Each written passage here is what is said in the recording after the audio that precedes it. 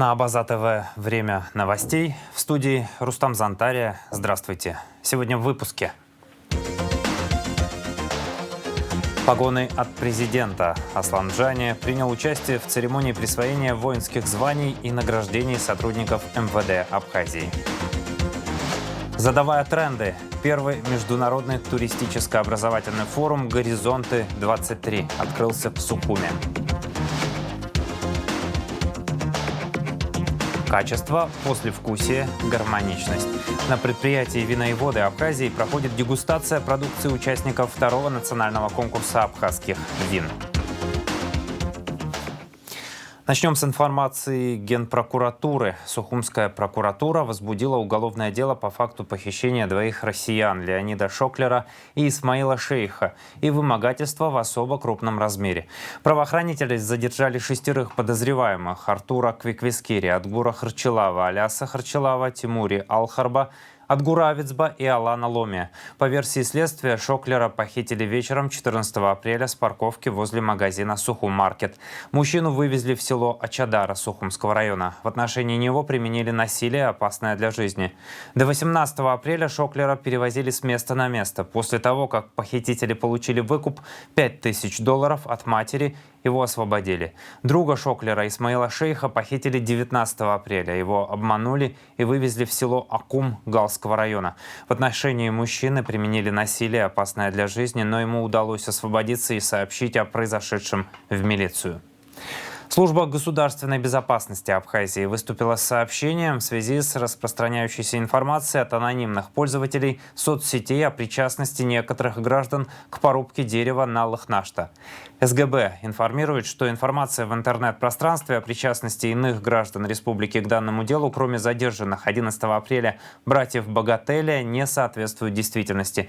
В настоящее время проводятся оперативно-следственные мероприятия. Между тем появились признаки восстановления поврежденной липы на Лыхнаште. Листья дерева стали увеличиваться, и это хороший знак, считает глава Госкомитета по экологии Абхазии Савелий Читанава. По его словам, экологи провели уже 2 курса лечения китайским препаратом и теперь планируют заказать из Пекина еще одну партию.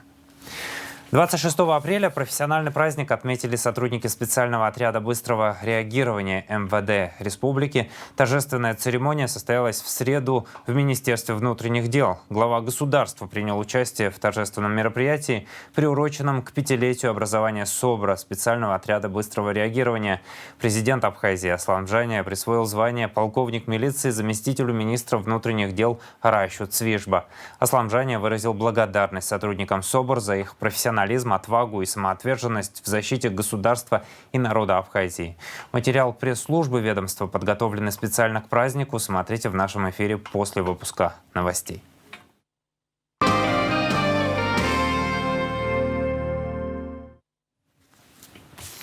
Каха Пертая, утвержденный на последнем заседании сессии Народного собрания председателем контрольной палаты Абхазии, был представлен сегодня коллективу ведомства. Представил нового руководителя спикер Народного собрания Лаша Ашуба.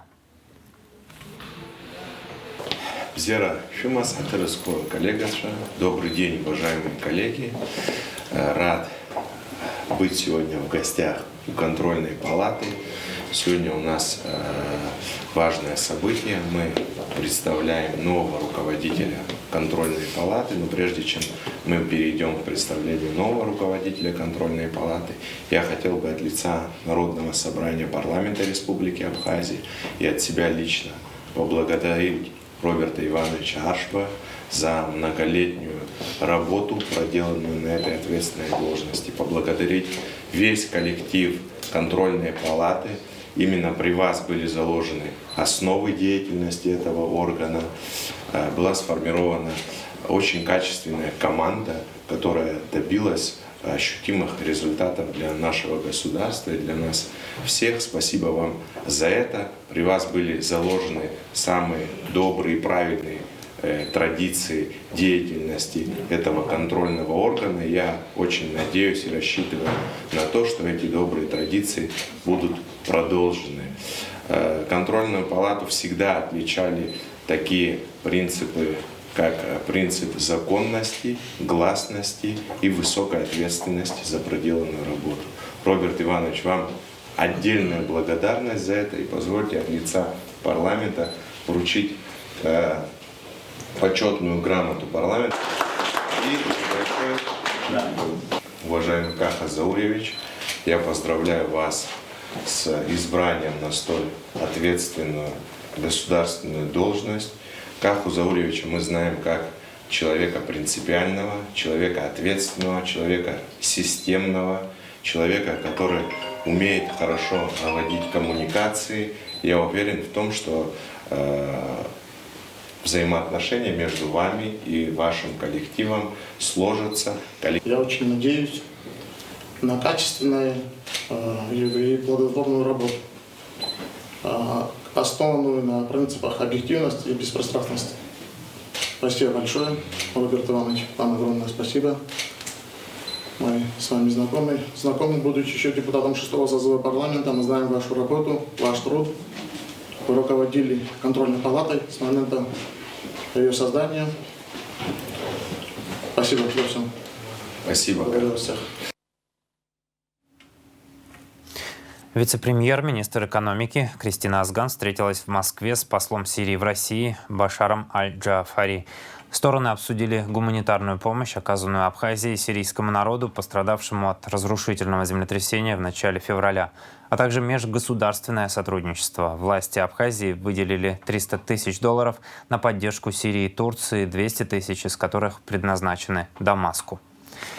Очередное заседание Кабинета министров Абхазии состоится в Сухуми в четверг, 27 апреля. В повестке дня в основном социальные вопросы, в частности, об итоговых отчетах о реализации межведомственной целевой программы на 2022 год развития демографии, о выполнении программных мероприятий государственной целевой программы «Жилище-2022», об утверждении персонального состава Межведомственной исполнительно-распорядительной комиссии по государственной целевой программе «Жилище-2023-2025» и другие.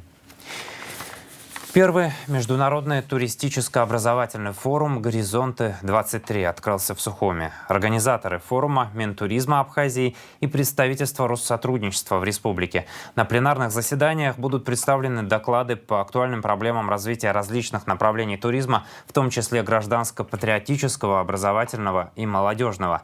Речь пойдет и о трендах туристической индустрии 2023 года. Подробности с церемонии открытия у Надежды Боровиковой.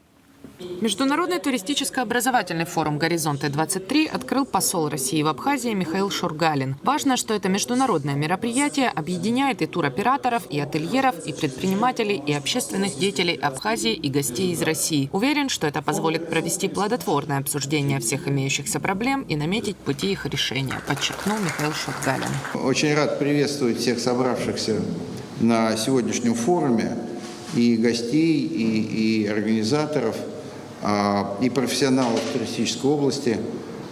Для всех, для нас понятно, что это очень важная отрасль, дающая большой доход в бюджет республики. И одновременно это очень важная отрасль для Российской Федерации, потому что с каждым годом все больше и больше российских туристов посещают вашу прекрасную республику для отдыха, и многие даже для лечения. Исходим из того, что главным итогом форума должно стать формирование благоприятных условий для инвестирования в наиболее перспективные проекты, в дело создания новых партнерских связей по развитию туризма в разных областях – детского, спортивного, тематического. Это, повторюсь, это окажет большой положительный эффект как на абхазский народ, так и будет благоприятно для российских туристов. Организатором форума с российской стороны выступило представительство Россотрудничества в Абхазии. С приветственным словом к участникам обратились руководитель представительства Дмитрий Федотов и его заместитель Дмитрий Поликанов. Действительно, Абхазия – это, мне кажется, такое почти райское место для меня на земле, потому что я много раз здесь бывал. И мне кажется, что обилие моря, солнца, гостеприимных людей, очень вкусной еды и всего остального, просто делает неизбежным поездки сюда, большого количества туристов. В России сейчас активно развивается тема познавательного туризма. У нас появилась такая организация, как «Больше, чем путешествие» при российском движении детей и молодежи. И «Больше, чем путешествие» оно как раз призвано развивать туризм со смыслом. Понятно, что большинство наших программ они направлены на привоз в Россию. Да, вот у нас есть такая замечательная программа «Здравствуй, Россия». Ребята в этом году поедут, кто-то в Артек поедет, кто-то поедет на Чукотку, кто-то поедет в Дагестан. Мы можем использовать инфраструктуру русских домов за рубежом, в том числе для того, чтобы продвигать туристический потенциал Абхазии. Нам как бы это ничего не мешает. Поэтому в этом смысле, мне кажется, что для продвижения, в том числе как бы совместных программ и туристического потенциала Абхазии, можно использовать и площадки русских домов в 73 странах мира. И как раз, мне кажется, это тоже будет очень хорошая и правильная история. Для нас это особенно важно, потому что сама идея этого форума, она зародилась еще где-то полгода назад, в декабре прошлого года, когда мы проводили круглый стол совместно с Министерством туризма и Министерством просвещения, в рамках которого, собственно, подняли вопрос относительно того, что каким образом можно было бы использовать потенциал, в том числе и интернатов Республики Абхазия, и возродить такое движение, как обмен школьниками. И, насколько мы поняли, эта тема, в общем-то, достаточно актуальна здесь, и она действительно имеет как бы отклик, и поэтому было решено, собственно, и провести такого рода форум, в рамках которого мы постарались собрать и специалистов из России в области тематических лагерей и IT-направления, такие как мобильные технопарки. Ну а для того, чтобы это не ограничивалось, собственно, только городом Сухумом, мы решили провести это в рамках, ну, я бы не сказал всех городов, но тем не менее и в Гагре, и в Гудауте, и в Сухуме у нас пройдут и тематические площадки, и круглые столы, мастер-классы и для ательеров, и в том числе для ребят профориентационные мероприятия. Министр просвещения Абхазии Налгабле приветствовал гостей международного форума и отметил важность сотрудничества России и Абхазии в сфере образования. За прошлый год наши дети посетили такие города, как Сочи, Краснодар, Москва. Петербург я уже отметил. Спортивных мероприятий очень много мы провели в прошлом году, вот, благодаря и поддержке Россотрудничества в том числе. Ежегодно школьники участвуют во всемирных играх юных соотечественников в Москве. Вот в прошлом году мы себя тоже достойно показали. И благодарю также Россотрудничество за эту возможность посещать столицу России. Также хочу отметить, что впервые наши школьники приняли участие в первой Южно-Российской олимпиаде по математике для девочек «Ассар» в рамках ноябрьской математической образовательной программы, которая проходила в кампусе образовательного центра «Сириус». «Сириус» — это отдельно для нас направление. Наш ближайший сосед, с которым мы сотрудничаем уже на протяжении нескольких лет. Наши дети уже учатся в IT-колледже «Сириус» и посещают образовательные мероприятия. В 2021 году был побит 30-летний рекорд, подчеркнул министр туризма Теймураз Хижба. Абхазию посетило более 1,5 миллиона человек. В Абхазии находится самое теплое место на всем Черноморском побережье, это город Гагра. И особо хочу отметить, что история туризма не только Абхазии, но и в прошлом Российской империи началась именно с города Гагра, тогда, когда в конце XIX века было принято решение на Имперском совете создать курорт, который походил бы на Ниццу и Монте-Карло. И был построен город с нуля, город Гагра. С этого началась туристическая история Абхазии. И, между прочим, хочу отметить, что первые учреждения на юго-западе Абхазии, учреждения просвещения, были построены тоже принцем Александром Петровичем Ольденбургским. То есть здесь мы находим общую грань между туризмом и образованием. Сегодня в современном мире очень важно, чтобы наша молодежь и в России, и в Абхазии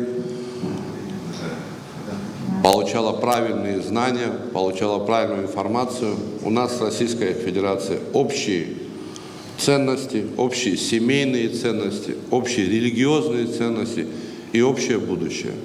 Добро пожаловать в Абхазию. Спасибо за внимание. Глава Абхазской православной церкви Виссарион Аплия также обратился к гостям с приветствием, напомнил о святых законах абхазского гостеприимства. Христос истинный Бог наш. Когда входил в Иерусалим, люди выходили и встречали это массовый выход. Что такое туризм? Это выход массовый людей, которые идут куда-то, чтобы радоваться, чтобы отдохнуть, подумать. Вот это слово, оно очень важное.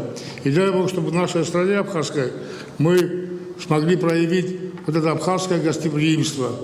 Не на словах, а на деле. Еще раз вас всех с этим праздником. Форум очень необходимый, актуальный. И дай Бог, чтобы эта вся наша актуальность исходила из тех принципов человеколюбия. Мир вам всем! Христос воскрес! Международный туристическо-образовательный форум «Горизонты-23» продлится до 28 апреля. На пленарных заседаниях будут представлены доклады по актуальным проблемам развития различных направлений туризма и образования. Надежда Боровикова, Торник Амичба, Абаза ТВ. В Тхуарчалском районе есть чем привлечь туристов, что посмотреть. Об этом заявил накануне министр туризма Теймураз Хижба, который совершил рабочую поездку в город Тхуарчал в преддверии летнего туристического сезона и встретился с главой администрации Тхуарчалского района Исидором Дочи. Глава отметил необходимость развития инфраструктуры Тхуарчала. К нам приезжают заинтересованные в этом лица. Надеюсь, все получится. И в ближайшем будущем наш город, который раньше называли промышленным, будет называться еще и туристическим. Мы к этому идем, у нас есть все возможности, чтобы это осуществить, отметил Дочи.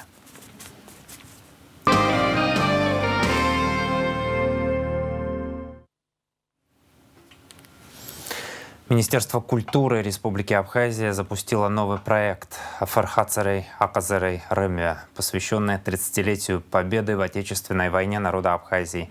Первое видео из этого цикла с воспоминаниями о войне артиста Абхазского государственного драматического театра, заслуженного артиста Республики и Республики Абхазии, Республики Адыгея, награжденного медалью за отвагу Лаврика Ахба. Смотрите в нашем эфире.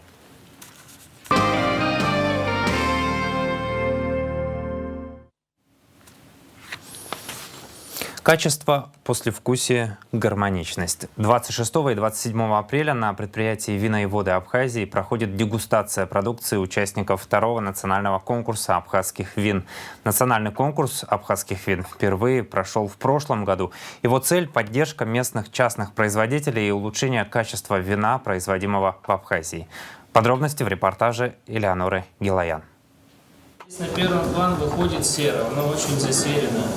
Вот, за вот этой серой ароматика не чувствуется. Цветочный аромат, вкус свежий, такой простой образец. 77 баллов. Дегустационная комиссия работает над оценкой продукции участников второго национального конкурса абхазских вин. Процесс проходит согласно регламенту Международной организации винограда и вина. Этот регламент предусматривает определенные критерии при конкурсной дегустации. Председатель дегустационной комиссии – приглашенный эксперт Георгий Арпентин, известный молдовский энолог, экс-руководитель Национального бюро винограда и вина Молдовы, долгое время возглавлял Союз энологов Молдовы и является экспертом Международной организации винограда и вина. Есть внешний вид, то есть мы оцениваем цвет вина и прозрачность, чтобы ничего не плавало в нем. Это первые критерии, потому что все-таки это как-то провоцирует покупку продукта. Ни один не любит мутное вино или что-то такое. Вторая категория этих критериев это относится к букету, к аромату. И здесь мы оцениваем качество аромата, интенсивность аромата.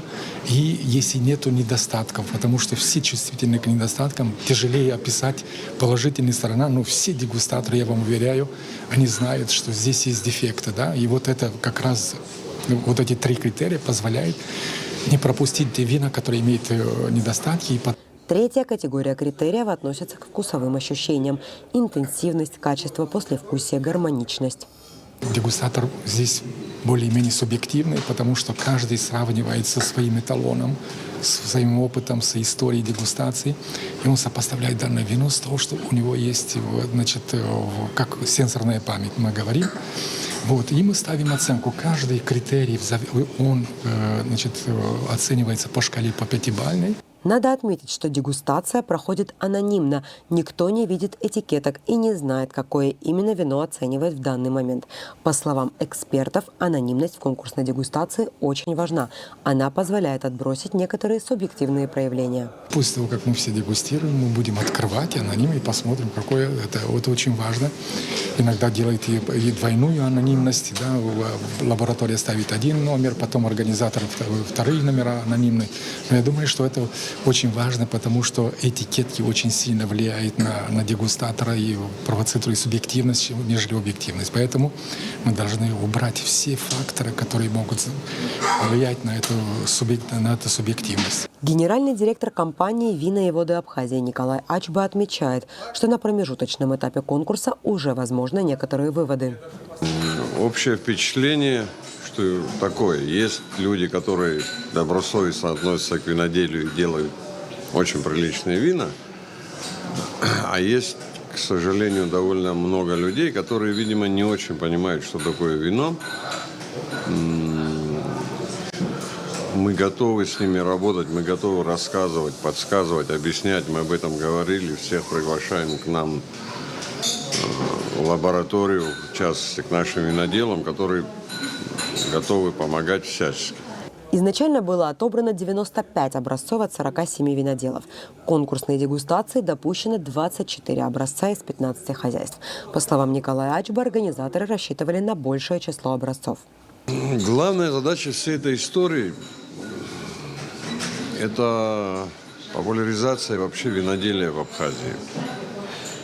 Отсюда вытекает следующая задача – научить людей, объяснить людям, что такое вино в современном мире, что такое сегодняшний уровень виноделия, куда мы должны стремиться, на тот уровень, на который виноделие в Абхазии должно выйти, вне зависимости, это большой завод или это маленькая какая-то домашняя винодельня, потому что, как вам сказать, во всем мире есть понятие вина. Не может быть домашнее вино не очень хорошим, а вот там заводское очень хорошим, или наоборот, заводское плохим, а вот домашнее вино хорошим. Есть общее понимание вина. Вот мы должны все вместе выйти на общее понимание того, что вино в Абхазии должно быть вот такого хорошего там среднего уровня. Церемония награждения победителей состоится 28 апреля на платформе ГУМа. Их будут выбирать в 13 номинациях. Элеонора Гилаян, Инала Гухава, Абаза ТВ. Бафиплектис дбари. Так, в честь абхазского ученого, энтомолога, систематика Романа Дбар назван новый для науки вид насекомых из рода Бафиплектис. Новый вид насекомых открыл и описал в своей статье в журнале «Зоотакса» венгерский энтомолог Золтан Вас, куратор крупнейшей коллекции перепончатокрылых Венгерского музея естественной истории в Будапеште. В своей работе ученый отмечает, что он открыл новый вид насекомых, основываясь на исследованиях Романа Дбар, сделанных еще в 1983 году. Именно поэтому он и назвал насекомое в его честь. Об этом сообщает руководитель отдела информации и медиакоммуникации АГУ Алхас Чхамалия. В Доме Москвы прошла образовательная панельная сессия для школьников Абхазии. Замруководителя Россотрудничества Дмитрий Поликанов рассказал будущим абитуриентам, на что стоит обращать внимание при выборе вуза. Встреча прошла в формате живого общения. Школьники задавали актуальные вопросы и делились планами. Спаржу выращивать можно и нужно. Начался первый сбор урожая на экспериментальных участках ФАО ООН в Абхазии. Весной прошлого года в рамках действующей программы ФАО завезла в республику посадочный материал спаржи сортов Старлим и Вегалим и распределила его на 2 экспериментальных участка общей площадью 1 гектар. С момента посадки агрономы ФАО регулярно проводили мониторинг, отслеживая развитие растения и предоставляя удобрения.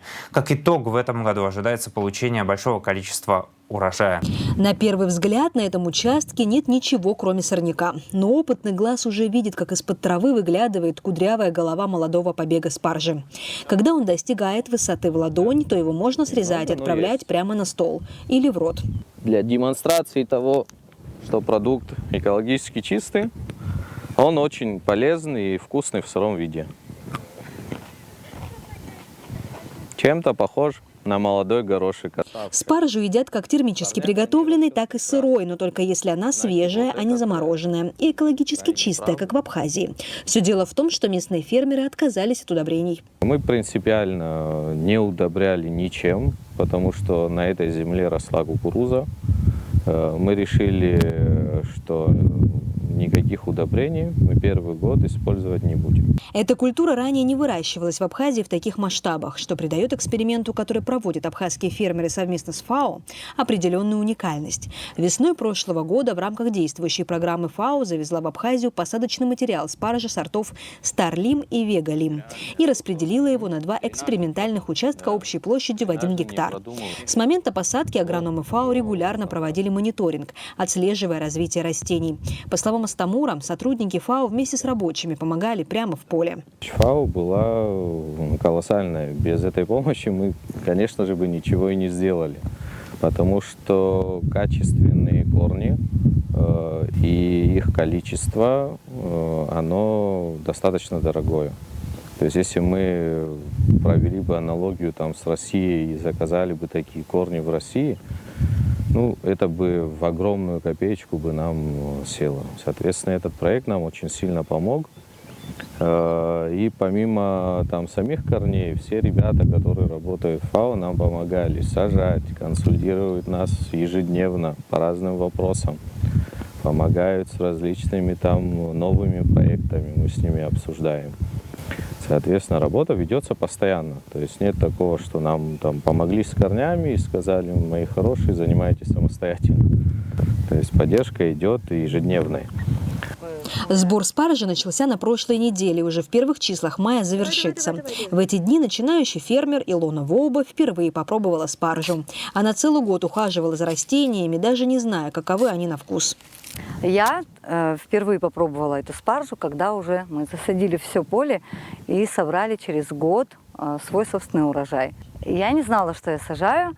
И на самом деле, даже когда я говорила, у нас вот поле спаржи засажено, а сама я еще не пробовала, мне говорю, как это так, это вообще.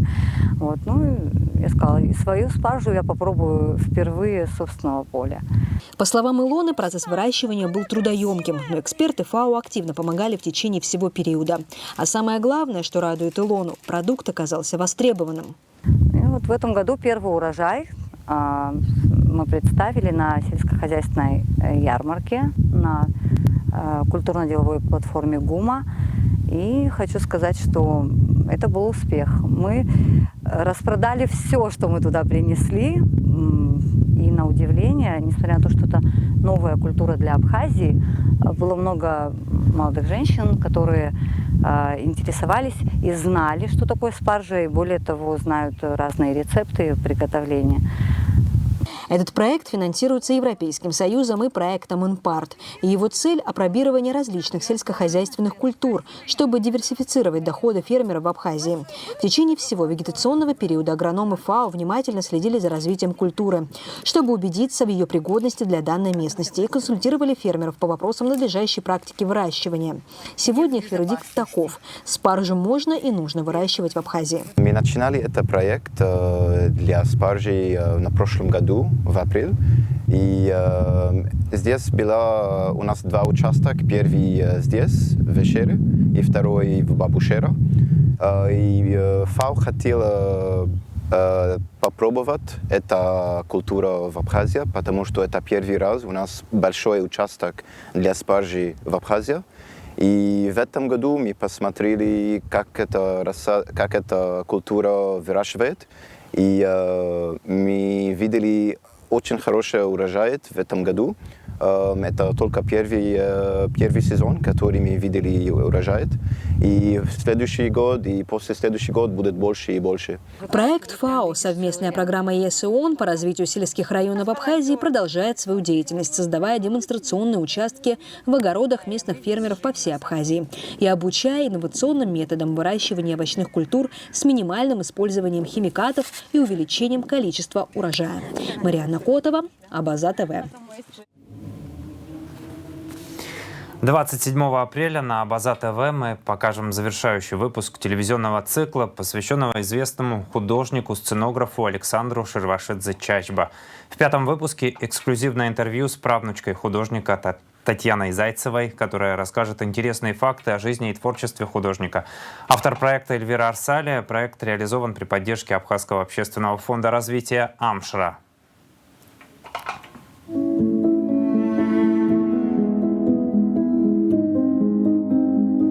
Эскизы костюмов к балету Стравинского «Весна священная». «Весна священная», которая ворвалась в 20 век. Именно так будут говорить о спектакле, о новой постановке Дягилева. Зимой 1920 года Дягилев впервые представит «Весну священную» в новой хореографии Леонида Мясина. Конечно, спектакль принес колоссальный успех. Его обсуждали, ругали. Он нравился людям. Что значит Александр Константинович для Абхазии, должно в абсолютной мере сопрягаться с тем, чем он занимался. А он занимался созданием искусства. И вот что такое искусство, и как оно влияет на людей, и как вот в той ситуации, в которой мы сейчас живем, это просто спасение. Он разработал свою собственную палитру, которая сделала русский балет ярче, богаче. И, конечно, он был большой находкой для режиссеров и постановщиков, потому что он знал, как, не теряя свою творческую индивидуальность, донести замысел режиссера до зрителя.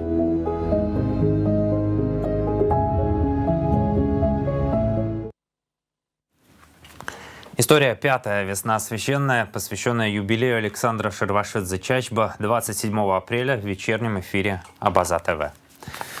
Спорт. Анонс боя. Действующий чемпион Европы по версии IBF Харитон Агарба проведет бой против боксера из Узбекистана Мирзакамола Нематова на турнире в столице Республики Таджикистан Душанбе 28 апреля. 8-раундовый поединок пройдет в первом полусреднем весе. София Тарба заняла первое место в турнире по теннису «Апрельский кубок», который прошел 22 апреля в Краснодаре, сообщает Госкомспорт. София выступала среди спортсменов 9-10 лет. Тренирует спортсменку директор Республиканской теннисной школы Абхазии имени Арзамета Тарба, мастер спорта по теннису Элизабет Акуция. Внимание, воды не будет. Водоканал столицы сообщает, что в связи с проведением ремонтных работ по улице Джоно и Имама Шамиля в четверг, 27 апреля с 0 до 17:00 будет прекращена подача воды в районах города Сухум. Старый поселок, вокзал, улица Адыгейская, ВМ, центральная и нагорная части города Рынок. Сейчас о погоде.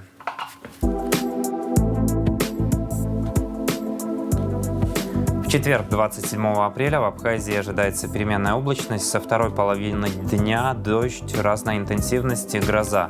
Атмосферное давление пониженное. Температура воздуха ночью от 12 до 17, днем от 20 до 25 градусов. Температура морской воды 12 градусов.